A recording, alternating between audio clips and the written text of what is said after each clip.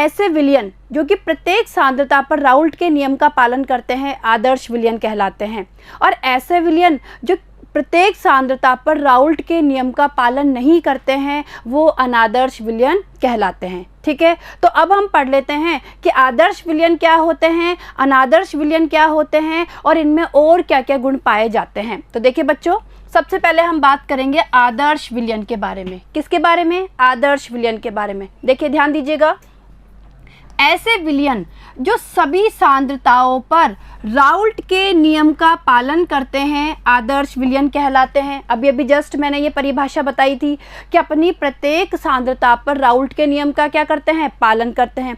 अब देखिए, राउल्ट का नियम आप लोग पढ़ के आए भाई, हम लोगों ने पिछले वीडियो में राउल्ट के नियम के बारे में पढ़ा था। किसी भी विलयन में उपस्थित वाष्पशील अवयव का आंशिक वाष्प दाब होता है वो उसके मोल भिन्न के समानुपाती होता है। देखिए बच्चों, वापस ध्यान दीजिएगा, राउल्ट ने ये कहा था कि किसी भी विलयन की अगर हम लोग बात करें तो किसी भी विलयन में जो वाष्पशील अवयव है उसका आंशिक वाष्प दाब उसकी मोल भिन्न के क्या होता है? समानुपाती होता है। यह हम लोगों ने पिछले वीडियो में पढ़ा था। इसके अलावा हमने ये भी पढ़ा था कि किसी भी विलयन का जो कुल वाष्प दाब होता है वो उन वाष्पशील अवयवों पर निर्भर करता है। अगर विलेय और विलायक दोनों ही वाष्पशील अवस्था में हैं तो इन दोनों का ही योगदान होगा विलयन के कुल वाष्प दाब में, या ये कह सकते हैं कि दोनों के आंशिक वाष्प दाब का योग ही विलयन का क्या होगा? कुल वाष्प दाब होगा। लेकिन अगर मान लीजिए किसी भी विलयन में अगर केवल विलायक ही वाष्पशील अवस्था में है और जो विलेय है वो अवाष्पशील अवस्था में है, तो उस परिस्थिति में जो विलयन का वाष्प दाब होगा उसमें केवल विलायक का ही योगदान होगा। ठीक है, तो देखिए आगे, यदि दो अवयव A तथा B हो तो राउल्ट के नियम से, देखिए नियम मैंने आपको बताया हुआ है कि जो P यानी विलयन का जो कुल वाष्प दाब है वो A के आंशिक वाष्प दाब और B के आंशिक वाष्प दाब के योग के बराबर होगा। ठीक है, अब A का आंशिक वाष्प दाब हमें पता है भाई, मान लीजिए A अवयव के आंशिक वाष्प दाब की हम लोग बात करें तो ये किसके डायरेक्टली प्रोपोर्शनल होगा? इसके मोल भिन्न के। ठीक है, और ऐसे ही हम B अवयव की बात करें तो वो इसके मोल भिन्न के बराबर होगा, XB के।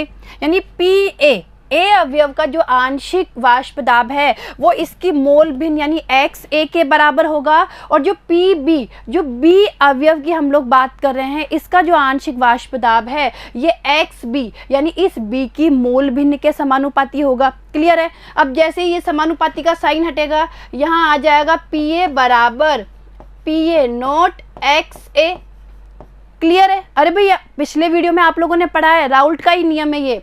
और PB बराबर PB नोट XB, भैया आप लोग पढ़ के आए और आप लोगों को पता है कि PA क्या है? PA यहाँ पे शुद्ध अवस्था में जो A अवयव है उसका वाष्प दाब है। PB क्या है? यहाँ पे शुद्ध अवस्था में जो B अवयव है उसका क्या है? ये वाष्प दाब है। क्लियर है? तो ये आप लोग पढ़ के आए। अब हम ये मान रख देते हैं, PA की जगह तो हम लोग मान रख देंगे PA नोट XA, ये लो भाई ये रख दिया PA नोट XA, और PB की जगह रख देंगे PB नोट XB, ये लो हम लोगों ने रख दिया PB नोट XB। ठीक है, ये आप लोग राउल्ट के नियम में पढ़ के आए। आगे देखिए, इन विलयनों के लिए, कौन से विलयनों के लिए? आदर्श विलयनों के लिए। देखिए आदर्श विलयनों के लिए एंथैल्पी परिवर्तन शून्य होता है, यानी हम क्या बोल सकते हैं, जो डेल H मिश्रण है वो किसके बराबर होता है? 0 के बराबर, यानी एंथैल्पी परिवर्तन बिल्कुल शून्य। कहने का मतलब है विलेय और विलायक को जब मिला के विलयन बना जाएगा तो ना तो ऊर्जा का अवशोषण होगा और ना ही ऊर्जा का उत्सर्जन। ठीक है, तभी तो डेल H क्या है? यहाँ पे 0 है, एंथैल्पी परिवर्तन 0 है। आगे देखिए, अर्थात इनमें अवयवों को मिश्रित करने पर ऊष्मा का उत्सर्जन तथा अवशोषण नहीं होता है। आगे देखिए, विलयन का आयतन दोनों अवयवों के आयतन के योग के बराबर होता है। यानी अगर हम विलयन के कुल आयतन की बात करें तो विलयन का कुल आयतन बराबर विलेय का आयतन प्लस विलायक का आयतन। तो कहने का मतलब है कि यहाँ पे आयतन परिवर्तन भी क्या होगा? शून्य होगा, यानी आयतन परिवर्तन भी यहाँ पे क्या होता है? शून्य होता है। यानी जो डेल V है, मिश्रण का जो डेल V है वो भी किसके बराबर होगा? 0 के बराबर होगा।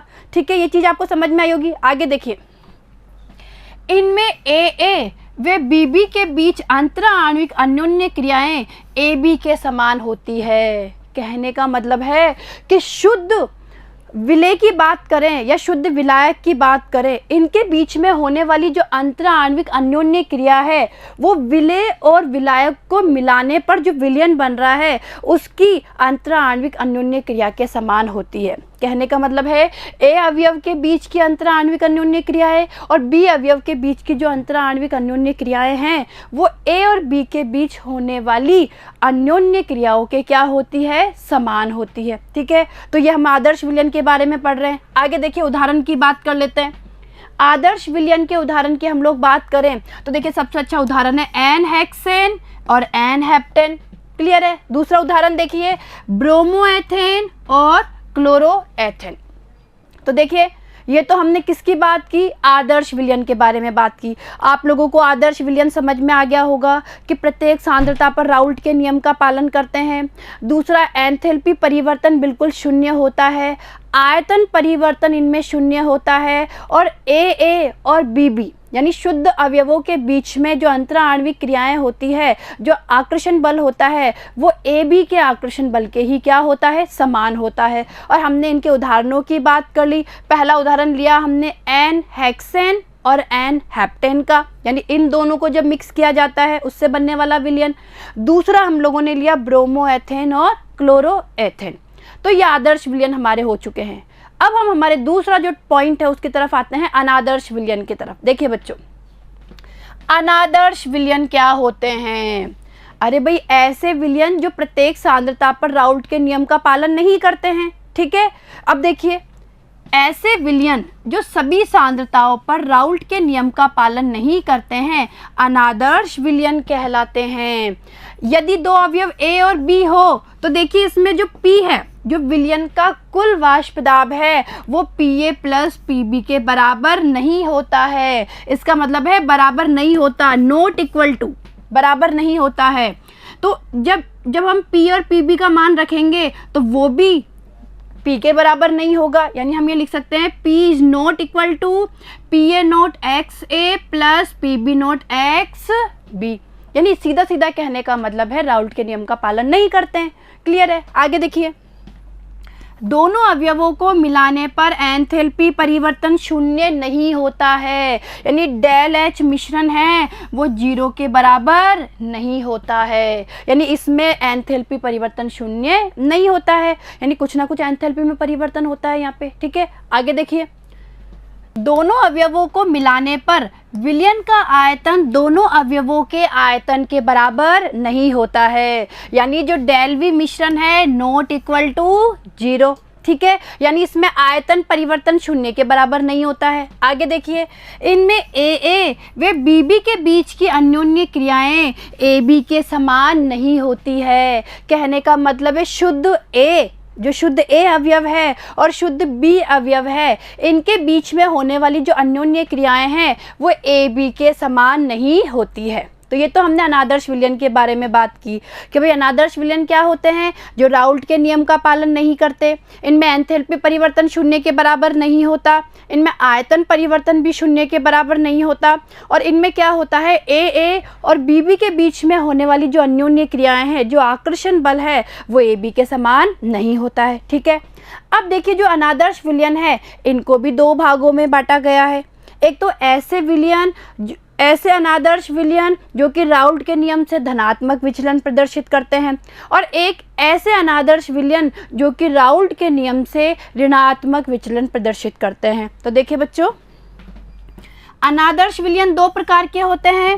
पहला देखिए, ऐसे विलयन जो राउल्ट के नियम से धनात्मक विचलन दर्शाते हैं, और दूसरा देखिए, ऐसे विलयन जो राउल्ट के नियम से ऋणात्मक विचलन प्रदर्शित करते हैं। तो सबसे पहले हम पहला ले लेते हैं, धनात्मक विचलन दर्शाने वाले अनादर्श विलयन। ठीक है, देखिए बच्चों, धनात्मक विचलन प्रदर्शित करने वाले अनादर्श विलयन, हम इसकी बात कर रहे हैं फर्स्ट इसकी। देखिए, इन विलयनों का वाष्प दाब राउल्ट नियम से निर्धारित किए गए वाष्प दाब से अधिक होता है। देखिए बच्चों, इन विलयनों का जो वाष्प दाब होता है वो राउल्ट नियम के द्वारा निर्धारित किए गए वाष्प दाब से क्या होता है, ज़्यादा होता है, अधिक होता है। यानी हम ये कह सकते हैं कि P1 is greater than P1 note X1। ठीक है भाई, ज़्यादा होता है ना। ऐसे P2 greater than P2 note X2। यानी हम ये भी कह सकते हैं कि P जो विलयन का कुल वाष्प दाब है, P is greater than P1 plus P2। हम इसको ये भी कह सकते हैं। ठीक है, यानी ये क्या दर्शा रहे हैं, धनात्मक विचलन दर्शा रहे हैं। अब देखिए आगे क्या होता है, इन विलयनों में AB आकर्षण बल AA एवं BB के बीच के आकर्षण बल से क्या होता है, कमजोर होता है। देखिए बच्चों, ध्यान से देखिए भाई, ये धनात्मक विचलन क्यों दर्शाते हैं, इसका कारण है कि इनमें जो A और B के बीच में जो आकर्षण बल है वो AA और BB के आकर्षण बल से क्या होता है, कमजोर होता है। कहने का मतलब है विलेय और विलायक को मिलाने पर जो विलयन बनता है, तो विलयन में विलेय और विलायक के बीच का जो आकर्षण बल है वो क्या होता है, कम होता है। तो इससे क्या होगा, अरे भाई इससे ये होगा कि जो सतह के अवयवी कण हैं उनकी सतह को छोड़कर जाने की प्रवृत्ति क्या होगी, ज़्यादा होगी। यानी कहने का मतलब है वाष्प रूप में बदलने की प्रवृत्ति उनकी क्या होगी, ज़्यादा होगी। ज़्यादा से ज़्यादा वाष्प में बदलने की वो कोशिश करेंगे या वाष्प में बदलेंगे, और जब ज़्यादा से ज़्यादा अवयव वाष्प में बदलेंगे तो वाष्प दाब भी क्या होगा, ज़्यादा होगा या नहीं होगा। तो ये क्या दर्शा रहे हैं, राउल्ट के नियम से धनात्मक विचलन दर्शा रहे हैं। क्लियर है। तो इसका कारण क्या है, धनात्मक विचलन प्रदर्शित करने का कारण सीधा सीधा ये है कि इनके जो AB के बीच का आकर्षण बल है वो AA और BB के आकर्षण बल से क्या होता है, कमजोर होता है। यानी AB के बीच का आकर्षण बल कमजोर होता है और AA और BB के बीच का जो आकर्षण बल है वो क्या होता है, ज़्यादा होता है, मजबूत होता है। क्लियर है। आगे देखिए, A व B को मिलाने के बाद विलयन का आयतन अधिक हो जाता है। यानी इसमें क्या होता है, विलेय और विलायक को अगर मिलाया जाएगा तो आयतन क्या होगा, अधिक हो जाएगा। यानी जो मिश्रण, जो विलयन का आयतन है वो A के आयतन और B के आयतन को मिलाने पर जो बनता है उससे क्या होगा, ज़्यादा। कहने का मतलब है जब A और B को मिलाएंगे तो A के आयतन और B के आयतन के योग से ज़्यादा क्या होगा, जो मिश्रण बनता है उसका आयतन। तो कहने का मतलब है आयतन में परिवर्तन क्या हो गया, पॉजिटिव। यानी आयतन में परिवर्तन यहाँ पे क्या हो गया, धनात्मक। यानी सीधा सीधा कहने का मतलब है कि आयतन उच्च हो जाता है, अर्थात विलयन का आयतन कैसा हो जाता है, उच्च हो जाता है। क्लियर है। आगे देखिए, अवयव A एवं B को मिलाने पर ऊर्जा का क्या होता है, अवशोषण होता है। यानी कहने का मतलब है कि एंथैल्पी परिवर्तन भी कैसा होता है, यहाँ पे धनात्मक होता है। तो देखिए डेल H मिश्रण बराबर क्या होता है, पॉजिटिव होता है, धनात्मक होता है। तो धनात्मक होने का मतलब क्या है, ऊष्मा शोषी प्रक्रम। कैसा प्रक्रम हो गया ये, ऊष्मा शोषी प्रक्रम हो गया।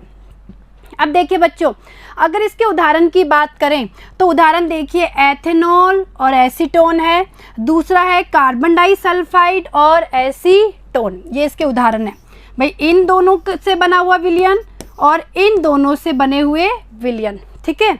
अब आगे देखिए, ये जो आपके सामने ये जो प्लॉट है, ये जो आरेख है, या हम कह सकते हैं ये जो ग्राफ है, इससे हम धनात्मक विचलन दर्शाने वाले अनादर्श विलयनों को अच्छे से समझ सकते हैं कि किस तरीके से इनमें धनात्मक विचलन आता है। देखिए बच्चों, एक्स एक्सिस पर हम लोगों ने ले लिया मोल अंश, क्या ले लिया, मोल अंश, और यहाँ पे हम लोगों ने ले लिया वाष्प दाब। ये जो ग्राफ खींचा गया है, ये ग्राफ खींचा गया है विलेय और विलायक, यानी जो दोनों अवयव है उन दोनों अवयवों के मोल अंश और उनके वाष्प दाब के बीच में। अब आप ध्यान से देखेंगे तो ये आपको जो ये ग्रीन कलर की जो कटिंग लाइन में जो ये ग्राफ दिख रहा है, ये तो ग्राफ आता है उन विलयनों के लिए जो कि राउल्ट के नियम का क्या करते हैं, पालन करते हैं। यानी कहने का मतलब है आदर्श विलयनों के लिए। यहाँ पे हम बात कर रहे हैं ऐसे विलयनों के बारे में जो कि धनात्मक विचलन दर्शाते हैं। कहने का मतलब है राउल्ट के नियम से जो धनात्मक विचलन प्रदर्शित कर रहे हैं, तो देखिए उनके लिए इस तरीके से धनात्मक विचलन, ये ग्राफ देखिए ऊपर की तरफ आएगा। देखिए आ रहा है ना भाई, P1 का मान भी देखिए ज़्यादा आ रहा है, P2 का भी ज़्यादा आ रहा है और P का भी ज़्यादा आ रहा है। और ध्यान से देखेंगे तो P1 का मान यहाँ पे ज़्यादा आ रहा है किससे, P1 नोट X1 से। देखिए इधर समझिए, जो P1 है उसका मान यहाँ पे ज़्यादा आ रहा है P1 नोट X1 से, धनात्मक विचलन है।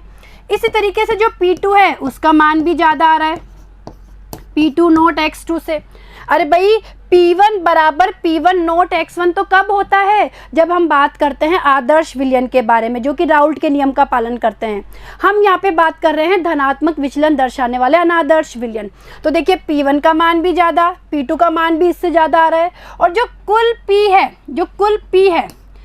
P का मान भी P1 प्लस P2 से क्या आ रहा है, ज़्यादा आ रहा है। यानी विलयन का जो कुल वाष्प दाब है, कुल वाष्प दाब P की बात करें, उसका मान भी P1 प्लस P2 से क्या आ रहा है, ज़्यादा आ रहा है। तो इस तरीके से इस ग्राफ से आपको समझ में आया होगा कि किस तरीके से धनात्मक विचलन होता है। ठीक है, अब आगे देखते हैं आगे क्या है।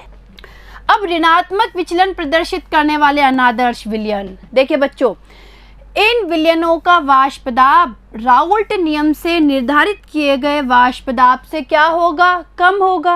यानी राउल्ट के नियम से जो वाष्प दाब आना चाहिए उससे इनका वाष्प दाब क्या होगा, कम होगा। ठीक है, देखिए यानी अब P1 कम हो जाएगा। ठीक है, यानी P1 कम होता है किससे, P1 नोट X1 से। ऐसी P2 है वो भी लेस देन होता है किससे, P2 नोट X2 से। यानी कहने का सीधा सीधा मतलब क्या हुआ कि जो P है विलयन का, जो कुल हम दाब की बात कर रहे हैं, विलयन के कुल वाष्प दाब की बात कर रहे हैं, वो P1 प्लस P2 से क्या हो जाएगा, कम हो जाएगा। ठीक है, तो ऐसे विलयनों को हमने क्या नाम दिया, ऐसे विलयनों को हमने नाम दिया ऋणात्मक विचलन प्रदर्शित करने वाले अनादर्श विलयन। आगे देखिए, इसका कारण क्या है भाई, इन विलयनों में AB आकर्षण बल AA एवं BB के आकर्षण बल से क्या होता है, अधिक होता है। तो देखिए बच्चों, इसमें A और B कहने का मतलब है विलेय और विलायक को मिलाने पर जो विलयन बनता है, तो विलयन अवस्था में क्या होता है, विलेय और विलायक के बीच का आकर्षण बल बहुत ही क्या होता है, मजबूत होता है, या कह सकते हैं बहुत ही क्या होता है, ज़्यादा होता है। अब जो आकर्षण बल ज़्यादा होगा तो अवयवी कणों की सतह को छोड़कर वाष्प में बदलने की प्रवृत्ति भी क्या होगी, कम होगी। ठीक है, और कम होगी इसका मतलब है वाष्प दाब भी क्या होगा, कम होगा। तो सीधा सीधा कहने का मतलब है कि ये वाष्प दाब में क्या दिखाएंगे, ऋणात्मक विचलन प्रदर्शित करेंगे। तो देखिए, यानी हम क्या बोल सकते हैं कि AB के बीच में जो आकर्षण बल है वो ज़्यादा होता है शुद्ध अवयव AA और BB के बीच के आकर्षण बल से। ठीक है, आगे देखिए, A एवं B अवयवों को मिलाने के बाद विलयन का आयतन कम हो जाता है। इसमें ध्यान रखने योग्य बातें हैं कि जब A और B अवयव को मिलाया जाता है तो आयतन इसमें कम हो जाएगा। ठीक है, यानी जो आयतन बनेगा वो A के आयतन प्लस B के आयतन के योग से कम होगा।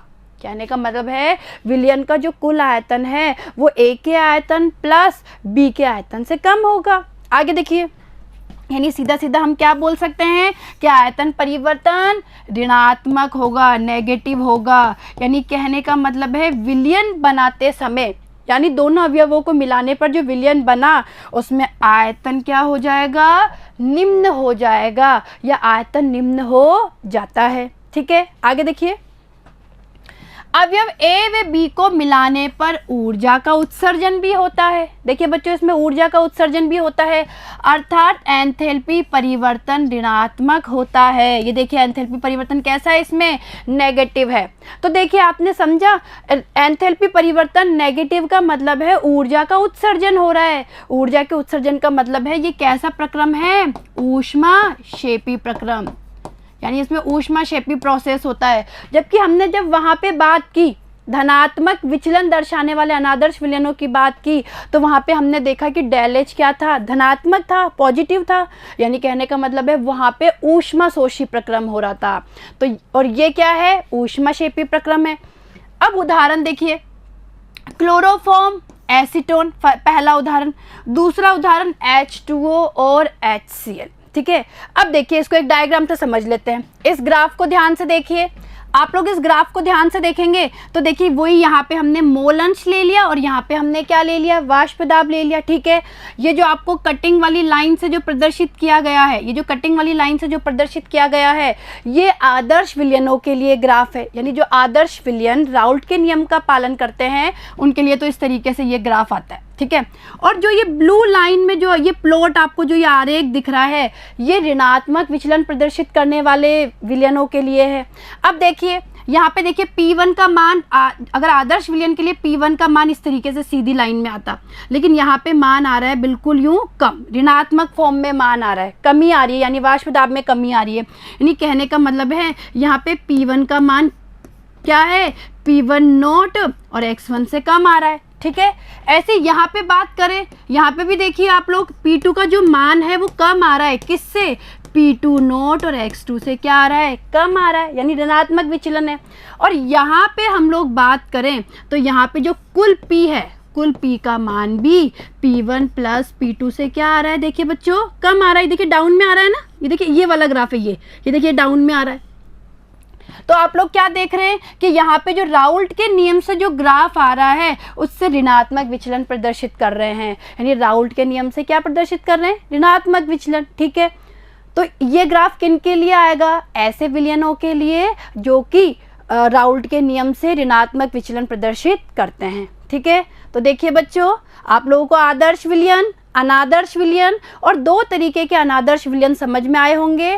पहला जो कि राउल्ट के नियम से धनात्मक विचलन प्रदर्शित करते हैं और दूसरा जो कि राउल्ट के नियम से ऋणात्मक विचलन प्रदर्शित करते हैं। ठीक है, अब आगे के जो टॉपिक्स है उनके बारे में हम हमारे नेक्स्ट वीडियो में चर्चा करेंगे। ठीक है बच्चों, थैंक यू।